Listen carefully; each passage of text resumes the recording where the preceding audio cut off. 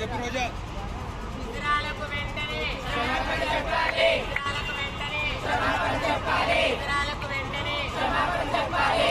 We want justice. We want justice. We want justice. We want justice. Sharmila down down. Sharmila down down. Sharmila down down. హిజ్రాలకు వెంటనే క్షమాపణ చెప్పాలి. హిజ్రాలకు వెంటనే క్షమాపణ చెప్పాలి.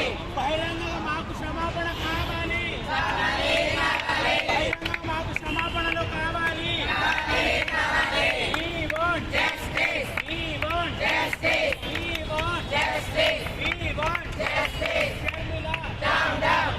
హిజ్రాలకు వెంటనే హిజ్రాలను అవమానించాలన్నది రాజశేఖర్ రెడ్డి బిడ్డ ఉద్దేశం కానే కాదు. హిజ్రాలను కించపరచాలి అన్న ఉద్దేశం రాజశేఖర్ రెడ్డి బిడ్డకు ఎప్పుడూ లేదు. ఒక ఎమ్మెల్యే శంకర్ నాయక్ అనే ఎమ్మెల్యే, ఒక మహిళనైన నేను ప్రతిపక్షంలో ఉండి ప్రజల పక్షాన ప్రభుత్వం నిలబెట్టుకోని మాటల గురించి నేను నిలదీస్తుంటే నన్ను అవమానించినట్టు మాట్లాడితే నన్ను అన్న మాటలకు తట్టుకోలేక నేను ఆ ఎమ్మెల్యేని మళ్ళా తిప్పి అనే క్రమంలో అప్పుడు కూడా హిజ్రాలను నేను అవమానించకుండా ఈ ఎమ్మెల్యే హిజ్రాలకు కూడా ఈ సమాజంలో ఒక గౌరవం ఉంది, వాళ్ళకంటూ ఒక స్థానం సంపాదించుకున్నారు, వాళ్ళకు కూడా ఈ సమాజంలో విలువ ఉంది, కానీ ఈ ఎమ్మెల్యేకి మాత్రం ఈ సమాజంలో విలువ లేదు, మర్యాద లేదు అని ఆ ఎమ్మెల్యేకి సమాధానం చెప్పే క్రమంలో మాత్రమే రాజశేఖర్ రెడ్డి బిడ్డ ఈ మాటలు మాట్లాడి. కానీ ఒకవేళ నా మాటల వల్ల నా హిజ్రా అక్క చెల్లెల మనోభావాలకు ఏదైనా గాయం కలిగుంటే రాజశేఖర్ రెడ్డి బిడ్డ బేషరతుగా నా హిజ్రా అక్క చెల్లెలందరికీ మనసు పూర్తిగా క్షమాపణలు చెప్పుకుంటుంది.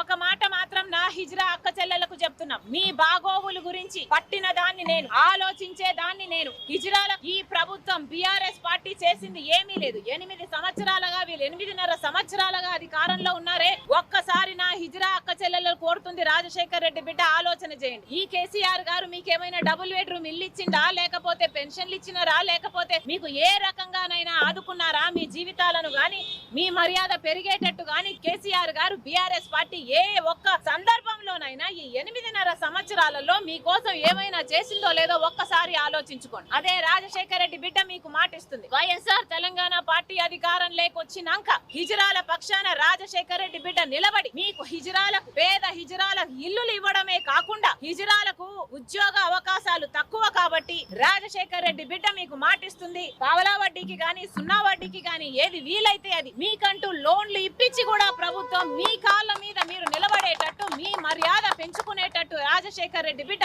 మనస్ఫూర్తిగా కృషి చేస్తుందని నా హిజ్రా అక్క చెల్లెలందరికీ మనస్ఫూర్తిగా మాటిస్తుంది రాజశేఖర్ రెడ్డి బిడ్డ.